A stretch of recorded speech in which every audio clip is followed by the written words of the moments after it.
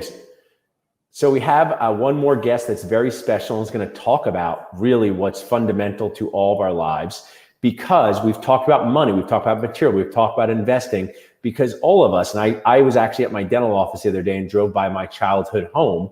The home that you grow up in, the home that you buy is such a big decision. So I'm so glad to have Meghan Klauder, who is just an awesome person. We'll talk about that in a minute. But I wanted to start off with, Meghan, what do you do in your daily life to help dentists and all humans make one of the biggest decisions they're ever going to make? Sure. So I'm a residential realtor, so I get to talk about a lot of fun things, home buying and decorations and all that kind of stuff. But what I specialize is working with dentists and physicians and helping them understand different loan options that are available for them to purchase their primary residence. And then I also work closely with financial advisors to make sure that we're staying on task.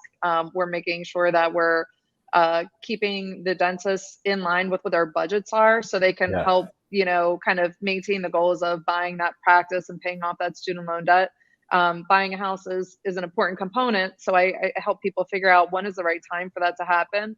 And then what are the different financial options for them when it comes time to buying the house. Love that. I mean, my grandmother was right, Meghan. I am very special. So one of the things I want to share about Nacho team, please connect Meghan to our other awesome sponsor, Doc to Doc Lending, because they've created a product for dentists and doctors. But let's talk about this for a minute. Sometimes there's the feeling dentists get a lot of, it's negative, I'm in debt, it's tough to be a dentist. But with this loan thing, which I've heard about, but I need to learn more from you, what makes physicians and dentists special with home buying loans? What's the positive part about being a physician or dentist when that comes to getting your loan? Sure. So there's essentially there's a couple professions, which include dentists and physicians, that get profiled from lenders. So there are specific lenders, there's a handful of them that will look at default rates on loans, and student loans are a big one, right? So the default rate for dentists carrying a lot of debt in their student loan that we just heard about, could be in the ballpark of like 250 to 600. I haven't had anybody that high, but the default rate is very small. So it's a calculated risk by these lenders. And then what they do is they offer a portfolio loan, meaning they lend their own money. So therefore they have control over the different parameters on how it's being lent. So they create, their debt to income ratio, which is slightly different than a conventional lender. So your debt to income can be a little bit higher because they don't look at your student loan debt the same way that they're going to look at my student loan debt, right? Gotcha. That's one thing. You still have to have a good credit score. You can get this particular loan when you are in training. So like residency thing, or usually it's within 10 years of completing your training. And one of the really great things is you can do this particular loan with zero money down on a 30-year fixed, and meaning that your interest rate is going to be very competitive. I mean, I've seen them sub-3 on a regular basis. So it's not like you're paying some inflated interest rate. You're paying a competitive interest rate, and it can be fixed for 30 years. So the loans have changed. I mean, over the years since I've been doing this, it used to have to be an ARM. But now, like an adjustable rate mortgage. But now you get a low interest rate, 30-year fixed. You can do it with a contract that you have in place. So let's say you just finished your residency and now you have a contract to become an associate. They can do that. They can qualify you based on that contract within, usually it's 60 days from your start date. They are not going to look at deferred student loan debt when they're calculating your debt to income ratio. And then if you are paying on your student loan debt, it's not deferred, they'll only incorporate a certain percent into your debt to income ratio. That's so key. And I mean, this is where I want to highlight. This is a positive part about what we do. One of the things that I, as a dental practice broker, I will usually say, don't buy a house until you buy a practice, for two reasons. One, once you buy a house, as you know, you become geographically inflexible, right? Correct. But two, the more big was that they would use their down payment towards a house, and then they wouldn't have it for the liquidity for a practice. But now it sounds like there's this magical opportunity to keep that liquidity yourself and put 0% down. So did I follow you right with that one, Meghan? And then correct. And then the reason why I will temper my don't buy a house before a practice is if people do want to be in the Villanova, the Center City, the South Jersey area, and they know they're absolutely never going to move no matter what, whether they're an associate or a practice owner, it could make sense to purchase a home when you're ready. Tell us now, you really gave us a lot of great facts there, right? That was great facts. You work with a special dentist that I know very well to help her buy a home. And I know you're working with dentists and physicians. Give me some of the feelings when you're taking these dentists, and whether it's their spouses or themselves around, just tell us a little bit about the home buying practice home buying process from a feeling-based perspective. Yeah, I mean, I think that's one of the things I love the most about the job, right? It's understanding what everybody's individual scenario is, and sometimes we're looking for that forever home, sometimes we're looking for an investment, but understanding what they're looking to accomplish with this purchase and then helping them find that solution, it feels fantastic, especially when you're finding the forever home, and people can see themselves raising a family there, being involved in the community. All that is really spectacular. And I think if we can do that and then keep in line with financial goals, that's the home run. And I think that's so key. Before we wrap, I want to also bring up this. I don't know you can't ask people how old they are, Meghan, but watch, you don't ask people how old they are, but here's what you say. Meghan, when did you graduate from college? And then you can backtrack. Yeah. What year did you graduate? Graduated in 2002. Oh, yeah. So you're just I was 1999. So what's interesting is our generation really values relationships and people helping you get stuff. And it's not as quaint or kind as think, because that was the only way to get stuff, right?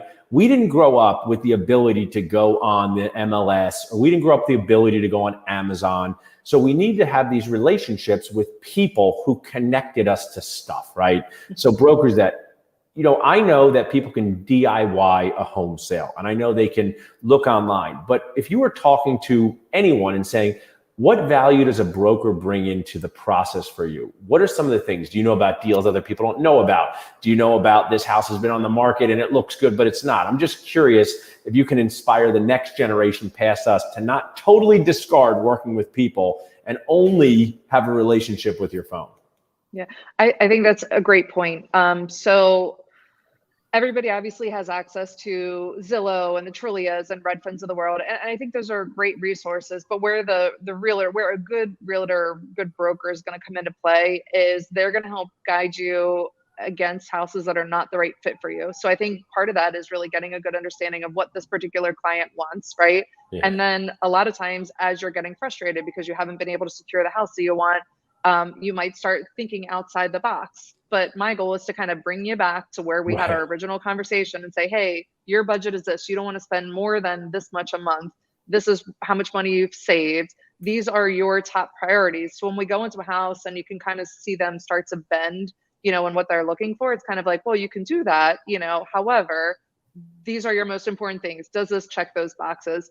So that's one thing. Second thing would be walking through a house. And I mean, I've been in, I don't know, probably like 1,000 houses and probably well over 100 home inspections. So I'm looking at a house with a different lens. So kind of using a basketball analogy, you can look at the court as a player, right? Like you're thinking about, what I can do to score the ball. Or you can look at the court as a referee or an official, right? Like they're looking at, are you stepping out of bounds? Are you traveling? Yeah. So when I'm going through the house, most of my clients are like, hey, I love this layout. I love this kitchen. It's so pretty. And I'm like, hey, there's water staining here. You need to think about budgeting for a new roof because this roof doesn't look great. That chimney looks like it needs to be pointed. So I'm going through and kind of picking out those things. I'm also like thinking through like, all right, well, let's say this isn't your forever house. Let's say you plan on being this house for, I don't know, 5, 7, 10 years, but you need an exit strategy. Well, maybe this house backs up to a busy street. Maybe it sits on a busy street. Maybe you have small bedrooms, so I kind of like to describe it as laying all the cards on the table, for someone, helping them think through ways and a perspective that they wouldn't be able to do on their own, and allowing them to make the best decision for themselves at this point in time. And then also kind of factoring in, what does that future look like? So what may work for you now? Basically, I'll give you some insight or not. I love the basketball analogy because I want to be an NBA superstar, but I didn't make it. You played college basketball, so you made it further than I did. But you can say to dentist, I'm here to help you make the best treatment plan for your house, because we talk in that language.